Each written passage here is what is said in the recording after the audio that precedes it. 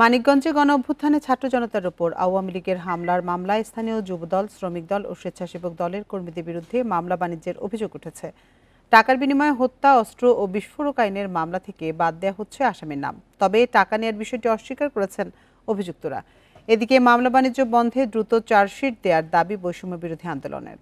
2024 সালে মানিকগঞ্জে ছাত্র আন্দোলনে আওয়ামী লীগ নেতাকর্মীদের হামলায় নিহত হন একজন, আহত শতাধিক। পরে বিভিন্ন থানায় হত্যা, অস্ত্র ও বিস্ফোরক আইনে মামলা হয়। এসব মামলার পলাতক কয়েকজন আসামির পরিবারের কাছ থেকে 10,000 থেকে 1 লাখ টাকা নিয়ে নাম প্রত্যাহারের অভিযোগ ওঠে। টাকা না পেলে নির্দোষ ব্যক্তিদের আসামি করারও অভিযোগ রয়েছে। প্রধান অভিযুক্ত 3 জন যুবদল, শ্রমিক দল ও স্বেচ্ছাসেবক দলের রাজনীতির সাথে জড়িত। মামলা দুইটি, একটি মানিকগঞ্জ থানায় যার বাদী কিরণ, আর আরেকটি সিঙ্গার থানায় যার বাদী হজরত। এই দুইজনই আসলে এই বাদীকে চিনে না। থানায় যখন লাগে, তখন যখন ডাকে, তখন আমি এটা তোমার সাথে থেকে যে 10,000 লাখ 15,000 লাখ করে দিলাম। টাকা নেয়ার অভিযোগ ভিত্তিহীন বলে দাবি করেন বানিয়াজুরি ইউনিয়ন যুবদলের নেতা কিরণ মিয়া। অভিযুক্ত বাকিদের সাথে যোগাযোগের চেষ্টা করেও বক্তব্য পাওয়া যায়নি।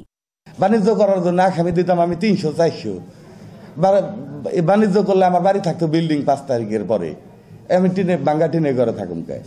রাষ্ট্রপক্ষের আইনজীবী জানান, গুরুত্বপূর্ণ মামলার আসামিদের এফিডেভিটের মাধ্যমে সহায়তা করা গুরুতর অপরাধ।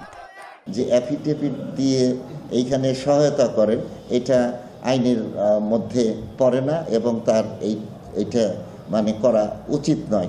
বছর ঘুরেও তদন্তেই আটকে আছে এসব মামলার কার্যক্রম। মামলা বাণিজ্য বন্ধে দ্রুত তদন্ত শেষ করে চার্জশিটের দাবি বৈষম্য বিরোধী আন্দোলনের নেতাকর্মীদের।